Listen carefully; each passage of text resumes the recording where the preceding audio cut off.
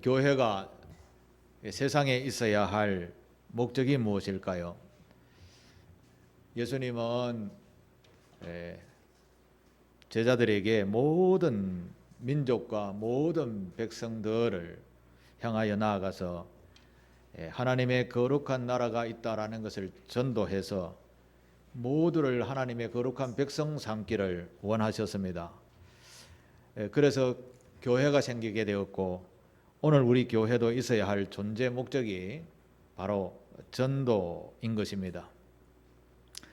모든 교회는 세상 사람들에게 하나님의 나라가 있다라는 것을 가르쳐서 하나님의 거룩한 백성이 되게 해야 합니다. 우리 교회도 바로 그런 귀중한 사명을 가지고 있다라고 할 수 있습니다.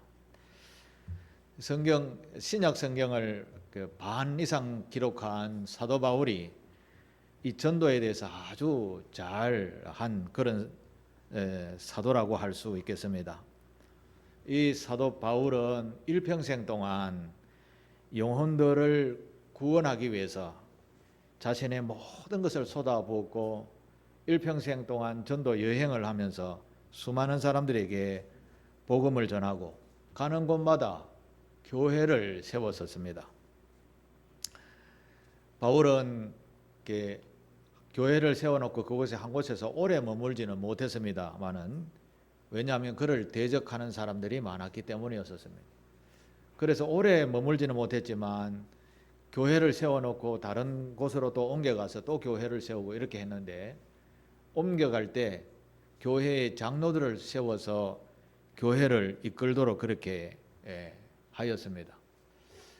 교회 장로라는 말은 나이가 많은 어른들을 뜻하는 말인데, 교회를 지도하는 나이가 많은 선생된 자를 뜻하는 말이 장로이죠. 우리 교회도 장로 체제가 있어서 장로님을 세우고 섬기고 봉사하고 있습니다만, 사실 교회를 세워가는 일에 리더가 있어야 하는 거죠. 이 리더인 장로는 하루아침에 만들어지는 것은 아닙니다. 시간과 훈련들이 좀 필요한 것이죠. 왜 이렇게 교회의 지도자가 필요했을까? 그것은 모든 사람들이 다 죄로 말미암아서 죄성을 가지고 있기 때문에 교회에 들어와도 판단하는 것이 모두 죄 가운데서 판단하고 먹고 마시는 이런 행위를 하기 때문에 이것을 바로 잡고 가르쳐서 지켜야 할 일꾼이 필요한데, 그분들을 장로라 그렇게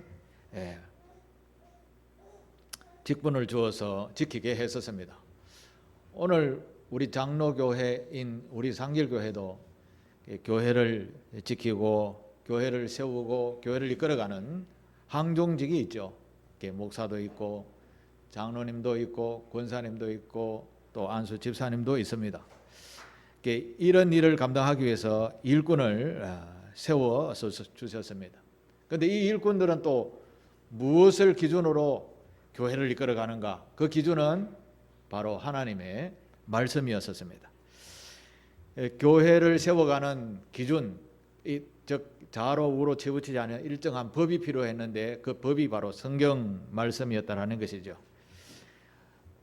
사람이 살아가는 모든 곳에는 이런 어떤 기준이 필요합니다. 교회도 마찬가지입니다. 교회가 다양한 사람들이 모이기 때문에 늘 평안하고 즐거운 곳은 아닙니다. 때로는 의견이 맞지 않아서 다투기도 할 때가 있습니다. 그럴 때 그것을 바르게 세우기 위해서는 기준이 필요한 거죠. 그래서 하나님의 말씀을 교회 위에 주신 것입니다. 그래서 교회는 모든 하나님의 말씀 기준으로 가르치고 배우고 행동하는 것이죠. 그래서 하나님의 나라인 이 교회는 늘 평안하고 기쁨이 있고 의롭고 공의로움이 가득한 공동체가 되는 것입니다.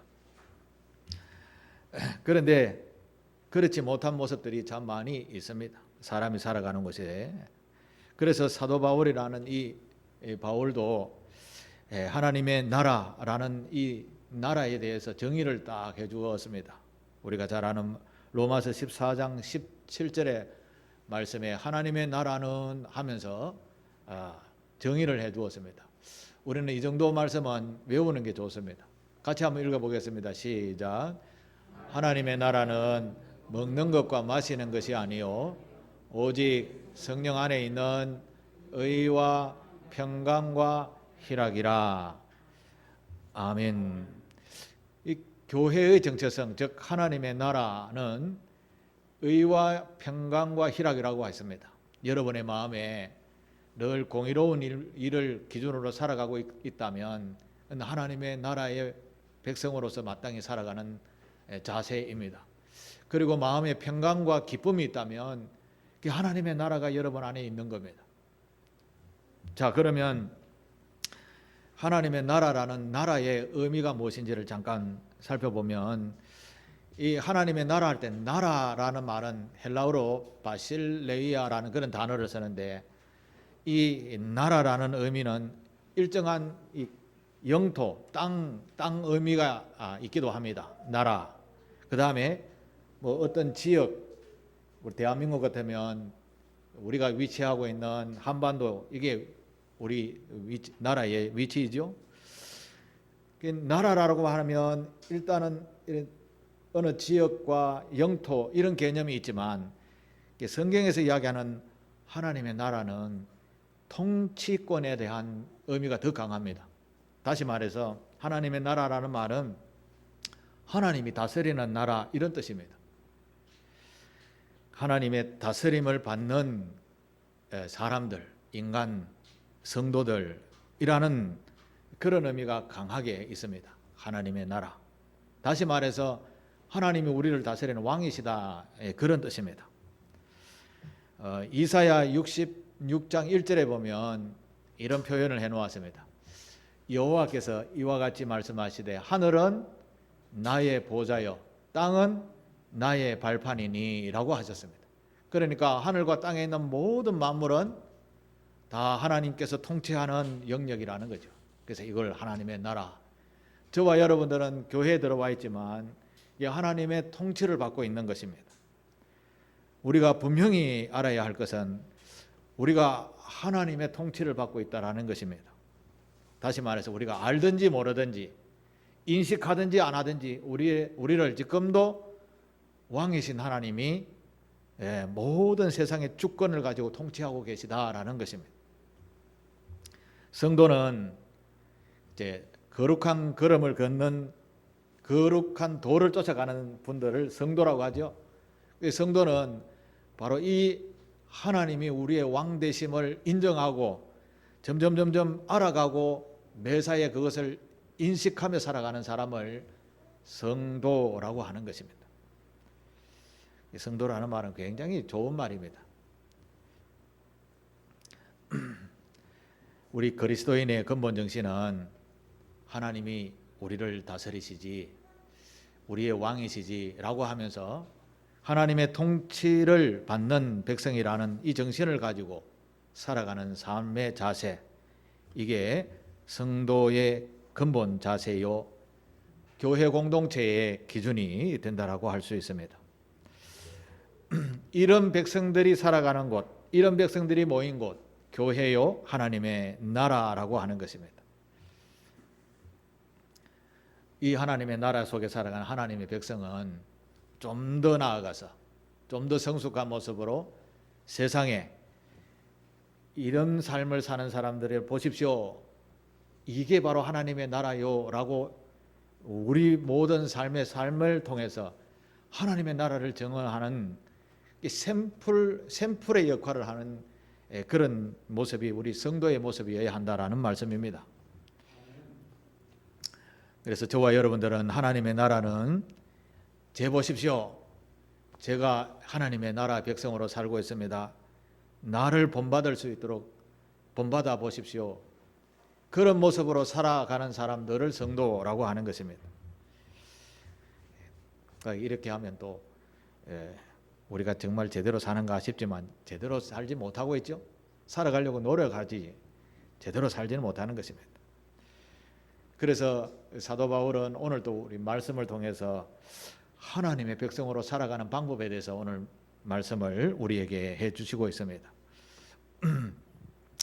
우리가 신앙생활 하는 데 있어서 여러 가지 어려운 일들도 만나게 되고 기쁜 일도 만나게 되고 엄청 고난의 분노에 쌓일 때도 있습니다.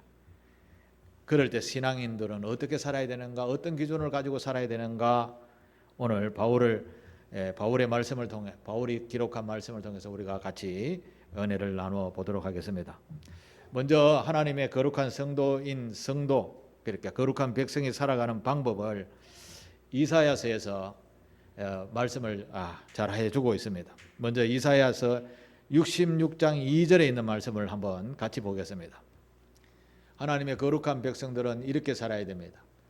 같이 읽겠습니다. 무릇 마음이 가난하고 심령에 통회하며 내 말을 듣고 떠는 자 곧 그 사람은 내가 돌보려니와, 이런 말씀을 하나님께서 하셨는데, 하나님의 백성은 하나님의 말씀 앞에 애통하며, 애통이라는 말은 그렇죠.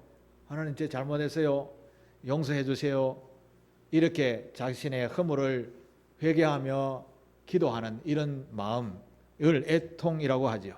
애통하며 회개하는 사람, 하나님께서 기뻐하시면서 내가 돌본다, 이런 말씀을 하시는 것이죠.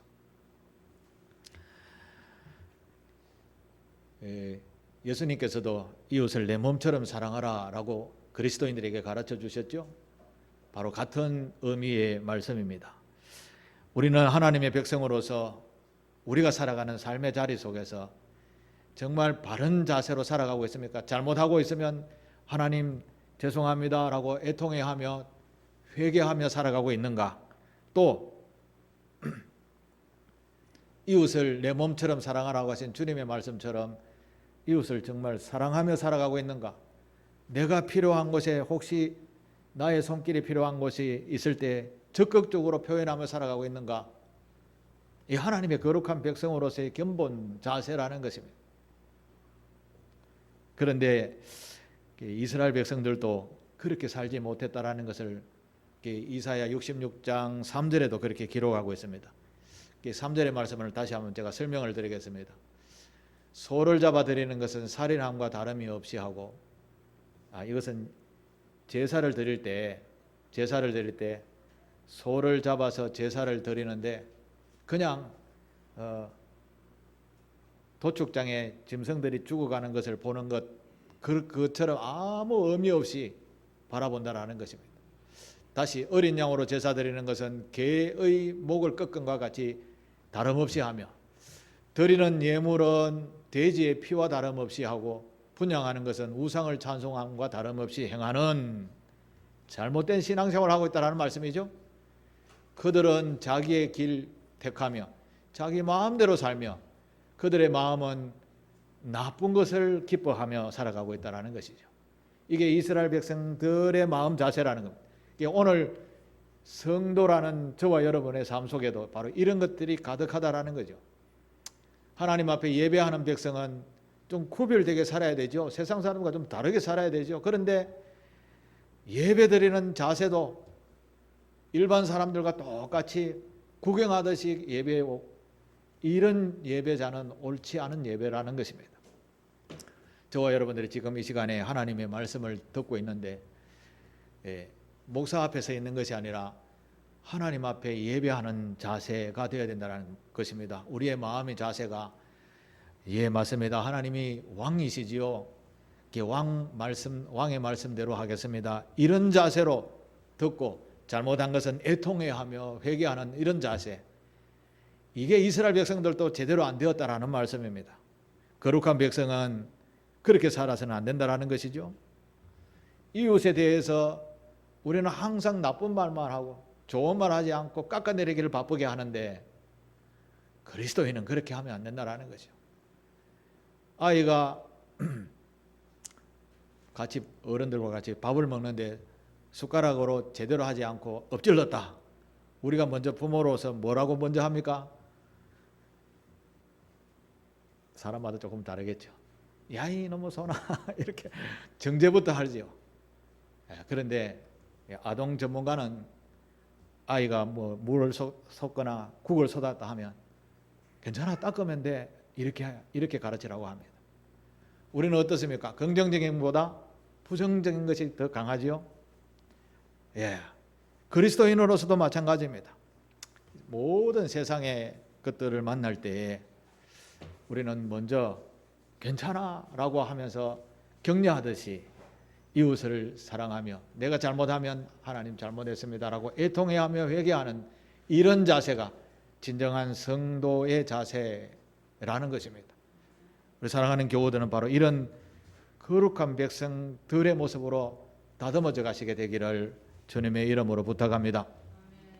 두 번째 거룩한 백성은 어떻게 살아야 하는가 하면 바울은 오늘 19절 말씀에 이렇게 이야기합니다.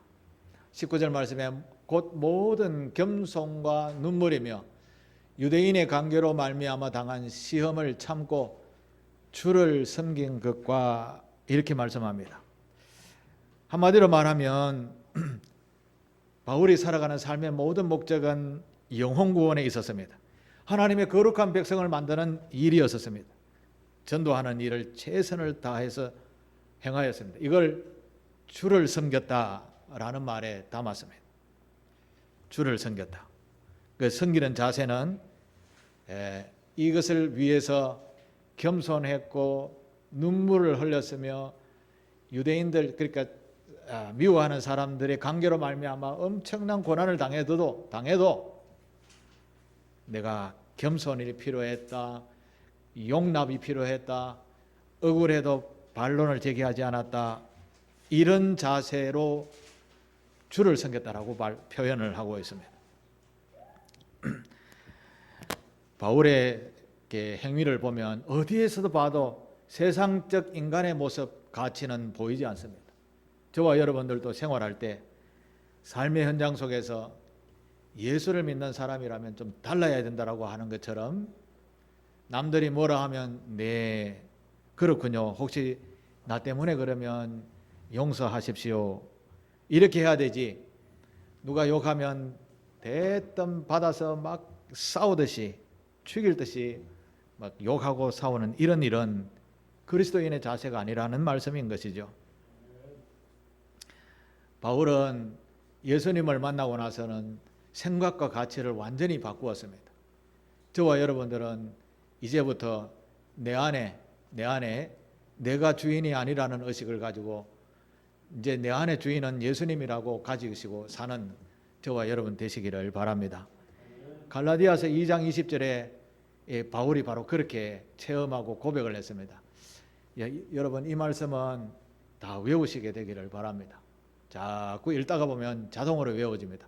외우려고 하면 외워지는 게 아니라 하루에도 여러 번 계속 며칠 이번 일주일간 내내 한번 묵상해 보시고 읽어 보십시오. 외워지게 됩니다. 자, 같이 무슨 말씀인지를 한번 마음에 담고 같이 읽어 보겠습니다. 시작.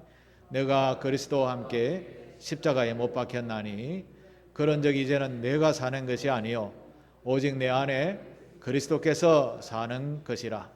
이제 내가 육체 가운데 사는 것은 나를 사랑하사 나를 위하여 자신을 버리신 하나님의 아들을 믿는 믿음 안에서 사는 것이라.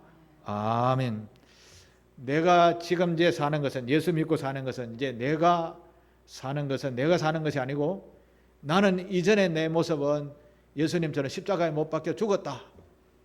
그래서 이제 다시 살아서 이제 내가 주인이 아니라 내 안에 예수가 주인, 즉 예수님이 하신 말씀의 교훈들을 내 주인으로 삼고 이제 그 말씀대로 사랑하며 살겠다, 믿음으로 살겠다라는 고백이죠. 바울은 참 기가 막힌 문장을 우리에게 가르쳐 주었습니다. 이 말씀을 늘 외우다시피 하셔서 이제 내가 사는 것이 아니라 내 안에 누가 주인이라고요? 예수가 주인인 삶, 그런 삶을 살게 되시기를 바랍니다. 바울은 이런 정신으로 주를 섬겼다라고 이야기합니다. 섬긴다라는 말은 지금 여러분처럼 예배를 드리는 것으로 끝나는 게 아닙니다. 섬긴다라는 말은 우리의 생활의 전부에게 다 포함되는 내용입니다. 교회가 세워진 목적이 무엇입니까? 교회가 세워진 목적은 거룩한 백성들을 전도해서 영혼 구원하는 데 있죠. 그리고 가난한 사람들을 돕는 데 있죠. 잘못된 길을 가는 사람들을 바르게 고쳐 지켜 가르치는 것도 중요한 것도 있죠. 교회가 해야 할 일이 한두 가지가 아닙니다. 그런 것을 알고 수고를 마다하지 않고 우리의 모든 힘과 정욕을 다 쏟아부어서 섬기는 것, 이걸 섬긴다라고 하는 겁니다. 단순히 예배 드리는 것으로 섬겼다 이렇게 해서는 좀 부족하다라는 것이죠. 우리는 영혼 구원을 위해서, 즉 사회의 모든 백성들을 하나님의 거룩한 백성을 만들기 위해서 우리가 심혈을 기울여서 최선을 다하여 그들을 섬기는 교회가 되어야 될 줄 믿습니다. 영혼 구원이 가장 중요한 가치 기준은 세상 가치 기준으로 봐서는 안 됩니다. 영혼 구원을 위해서 기업이 운영하는 이윤 추구의 도구로 또 해석해서는 안 되죠. 영혼 구원을 위해서는 어떤 재물이 들어도, 우리가 생각에 값비싸게 들어도, 그리고 우리가 엄청 노력을 한다 하더라도 기업으로서는 이문이 남지 않으면 팔지도 않고 행하지도 않죠. 그런데 우리가 이문이 남지 않아도 손해를 봐도 영혼 구원에 있다면 행하는 것이 교회요 성도의 근본 정신이라는 말씀입니다. 바로 그것이 바울이 말씀한 주를 섬기는 자세였다라는 것이죠. 오늘 본문 20절에 한번 보실까요? 20절에 보면 유익한 것은 무엇이든지 공중 앞에서, 대중 앞에서나 각 집에서나 거리낌 없이 여러분에게 전하여 가르쳤다 이렇게 표현합니다. 영혼 구원을 위해서는 유익한 것은 모든 것은 어느 것이든지 어떤 행위든지 많은 돈이 필요하든지 노력이 필요하든지 어떤 수고도 아끼지 않고 행하였다라는 바울의 표현이요 고백인 것이죠. 우리 교회도 바로 이런 영혼 구원을 위해서 성도들의 화합과 믿음과 신앙을 정진하기 위해서는 때로는 이 세상적 이윤 가치를 뛰어넘어서 섬기고 봉사하는 그런 아름다운 교회가 되어야 될 줄 믿습니다. 우리는 때로는 형편에 따라서 막 해석할 때가 참 많이 있어서 이거는 안 되고 저거는 안 되고 교우들이 너무 힘들어하는데요, 이렇게 해서 안 될 때가 참 많이 있습니다. 우리 상길교회는 힘들어도 재물이 많이 들어도 영혼 구원에 대해서는 아낌없이 섬기는 우리 교회가 되기를 바라겠습니다. 바울이 바로 그렇게 섬기는 자세, 주를 섬기는 분이었었습니다. 자, 이번에 세 번째는 하나님의 거룩한 백성으로서의 자세. 세 번째 바울은 이렇게 고백을 합니다. 23절 24절 오직 성령이 각 성에서 내게 증언하여 결받고 한난이 나를 기다린다 하시나 내가 달려갈 길과 주 예수께 받은 사명 곧 하나님의 은혜의 복음을 증언하는 일을 마치려 하면은 나의 생명조차도 조금도 귀한 것으로 여기지 아니하노라 이렇게 표현했습니다. 복음을 전하기 위해서는 바울 앞에 결박, 환난 이런 것이 기다려도 내가 그거 완전히 다 수용한다 이런 표현을 하고 있습니다. 예수 믿는 사람들이 전도하는 데 있어서 어떤 때는 보면 욕을 먹기도 하고 어떤 때는 보면 자기가 많은 재물도 필요하고 들기도 하고 손해도 보기도 하고 욕을 얻어먹기도 할 때도 있습니다. 그런 것을 다 수용하고서라도 영혼만 구원한다면 내가 어떤 고난도 달게 받겠다, 이겨내겠다, 그런 뜻이 바로 23절 24절의 말씀입니다. 오늘 제목도 그렇죠. 결박이나 환난이 나를 기다려도 사실 그랬습니다. 바울은 예루살렘으로 올라가면 바울을 대적하는 사람들이 붙잡아서 바울을 없이 하려고 하는 사람들이 많았습니다. 내가 그래도 하나님의 거룩한 복음이 이렇다라고 거침없이 이야기해야 된다라는 생각을 가지고 있었기에 결박이 있어도 환난이 있어도 간다라고 했던 것이죠. 우리는 오늘 세상을 바라보면 말세지말이라 하는 것이 느껴질 정도입니다. 어디 하나 정상적인 곳이 없지요. 지금 한겨울이어야 될 저 남미에는 20도 벚꽃이 폈더라고. 오늘 보니까 벚꽃도 피고 개나리도 폈더라고. 지금 영하의 날씨여야 할 테인데 벚꽃도 피고 개나리도 피니까 관광객조차도 어리둥절해야 하는, 뭐 지구가 지금 정상이 아닙니다. 옛날 같으면 저 남미에는 스키장에 눈이 가득 쌓여서 스키 타는데 다 녹아 없어지고 질퍽질퍽한 진흙땅이 되어져 있는 이런 상태. 또 우리는 비가 또 너무 많이 오죠. 며칠 전에는 중국의 베이징 수도의 베이징의 홍수, 우리 아래는 우리 서울에 비가 오고, 이제 내일 모레는 일본의 도쿄에 비가 온다 하니 이거 참 이 시대가 좀 이상하다, 말세지말이 아닌가 이런 생각을 하죠. 뭐 또 전쟁은 전쟁대로, 곡식은 곡식대로, 기름은 기름대로 온 세계가 엉망인 것이죠. 이런 환난이 우리 앞에 다가오고 있습니다. 이런 때에도 믿음을 지키는 저와 여러분의 자세는 어때야 된다라고 하는 걸 가르치는가 하면 바울이 이렇게 이야기합니다. 결박과 환난이 있어도 나는 오직 주 예수 그리스도를 전하는 일에 목숨도 나의 생명조차도 조금도 귀하지 않게 여기며 나아가겠다, 이런 표현인 것이죠. 바울은 실제적으로 나중에 감옥에 갇혀서 고난을 당하다가 결국은 순교를 하게 됩니다. 감옥에서 목이 잘려서 죽게 됩니다.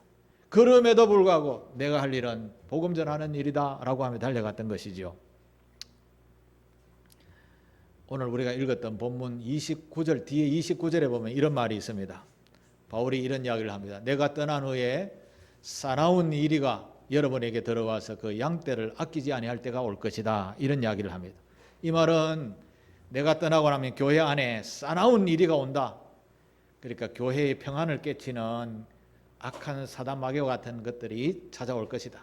그들이 와가지고 교회 안에서 싸우게 하고 다투게 하고 교회가 막 풍지박산이 되어지고, 양떼를 아끼지 아니하는 목동처럼 양떼를 막 흩어버리고, 양은 아주 순한 것인데 아끼지 아니할 만큼 목동들이 확 목축한다라는 그런 의미겠죠. 이런 일이 온다라는 것이죠. 그럴 때 성도들은 어떤 자세여야 되는가? 바울이 이야기하는 것처럼 결박이나 환난이 다가온다 하더라도 나는 내 생명도 조금도 아끼지 않고 이 복음을 위해서 걸음을 옮긴다라고 하면서 오늘 우리에게 교훈하고 있는 것이지요. 사랑하는 교회 여러분, 예수님께서도 온 족속 민족을 제자로 삼아서 아버지와 아들과 성령의 이름으로 세례를 주고 그들을 하나님의 거룩한 백성으로 만들어라고 가르쳐 주셨습니다. 바울도 자기의 일평생 동안 여러 곳을 다니면서 교회를 세우고 전도하고 생명을 구원하는 일에 쓰임을 받았습니다. 때로는 감옥에 가기도 하고, 때로는 매를 맞아서 이렇게 39대 곤장을 맞아서 엉덩이가 다 터질 만큼 그렇게 고난도 받고, 어떤 때는 배 타고 가다가 배가 파손해가지고 물에 빠져 죽을 뻔하기도 하고, 굶어가지고 배가 고파 죽을 만큼 그렇게 고통도 당했습니다. 그럼에도 불구하고 결박과 환난이 있어도 나는 생명을 조금도 아끼지 않고 뭘 했다고 합니까? 전도했다라고 하는 거죠. 전도하는 데 있어서, 영혼 구원에 있어서 내가 헌신이 필요하면 모든 헌신을 다 했다라는 말씀입니다. 바울 앞에 바울을 죽이려고 달려드는 유대주의자들이 있었습니다. 그래도 바울은 나는 가야 된다. 주의 복음을 위해서 하나님께서 이방 사람들에게도 복음이 동일하게 전해진다라는 것을 모든 예루살렘 교회도 알게 하기 위해서 내가 이 진리를 가르쳐 지키게 할 필요가 있다라고 하면서 죽음을 무릅쓰고 나아가는 것이죠. 이런 정신을 오늘 저와 여러분 상길교회는 본받아야 될 줄로 믿습니다. 오늘 우리가 살아가는 시대는 사탄이 세상을 이렇게 미혹해서 천국으로 꾸미는 그런 세상이 되어졌습니다. 세상에 온통 온 곳을 쳐다보면 옳은 것이 없습니다. 미움, 다툼, 시기, 질투만 가득히 불러일으키게 됩니다. 또 어떻습니까? 인간관계는 어떻습니까? 같이 있을 때는 좋아하다가 돌아서면 뒷담화하죠. 뒷담화 한다 하라고 하죠. 그러나 교회는 그렇지 않습니다. 늘 격려합니다. 잘못하고 물을 쏟으면 닦으면 되라고 합니다. 이런 정신과 자세로 복음을 위해서, 영혼들을 위해서, 하나님의 거룩한 백성을, 또 하나님의 거룩한 나라를 위해서 저와 여러분 쓰임받는 그런 자세가 되어야 할 줄 믿습니다. 오늘 바울이 하나님의 거룩한 백성으로서 살아가야 할 자세를 세 가지를 말씀을 했습니다. 첫 번째는 뭐라고 했죠? 다 잊어버렸죠? 모든 사람들을 보면서 애통해하며, 잘못한 것이 있으면 정말 회개하고, 그리고 선한 마음을 가지고 주를 섬기듯이 섬겨라라고 가르쳤습니다. 주님을 제대로 섬기라는 말씀에 포함되는 말씀을 제가 앞에서 말씀을 드렸죠. 주님을 마음을 다해서 섬기는 그런 상길 교우들 되시기를 바랍니다. 그리고 바울이 결박과 환난이 눈앞에 있어도 거룩한 교회를 위해서, 또 복음이 전파되어지는 곳에 있어서 이 사명을 위해서는 우리의 생명도 조금도 귀하게 여기지 않는다고 고백했던 것처럼, 우리 교회는 교회의 건강한 성장을 위해서, 또 영혼들을 구원하기 위해서, 구제 봉사하기 위해서, 선교하기 위해서 우리 조금 결박과 환난 같은 그런 어려움이 있어도 끝까지 우리에게 주신 사명을 제대로 감당하는, 또 우리 힘을 합해서 제대로 감당하는 상길교회가 되기를 소망합니다. 바로 바울이 오늘 우리에게 이런 교훈을 했습니다. 이런 하나님의 거룩한 백성은 이런 정신 자세, 이런 믿음, 이런 삶의 행동을 가지고 살라라고 부탁을 하고 있습니다. 사랑하는 교회 여러분, 우리는 그리스도인의 정인들입니다. 세상에 나가서는 빛이 되라고 했던 것처럼 우리는 하나님 나라의 샘플들입니다. 샘플입니다. 비춰 본을 보이시는 저와 여러분 되시기를 바랍니다. 제일 가까운 가족에게, 그 다음에 이웃 사촌들에게, 오늘도 또 내일도 주님이 오시는 그날까지 하나님의 거룩한 본이 되는, 샘플이 되는 우리 상길교회 교우들 되기를 주님의 이름으로 축복합니다. 기도하겠습니다. 하나님 아버지 감사합니다. 부족하고 연약한 저희들이지만 신앙생활에 대해서 바울이 어떤 힘든 일들이 닥쳐온다 하더라도 주를 섬기기에 부족함이 없게 하라는 주의 말씀을 바울의 교훈을 통해서 받았습니다. 아버지 하나님, 세상을 향하여 사랑하는 마음으로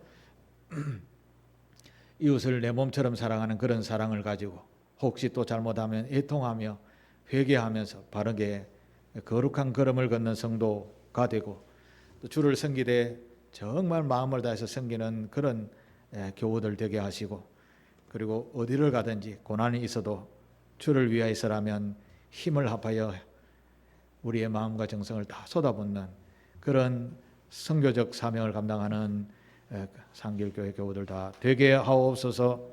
예수님의 이름으로 기도하옵나이다. 아멘.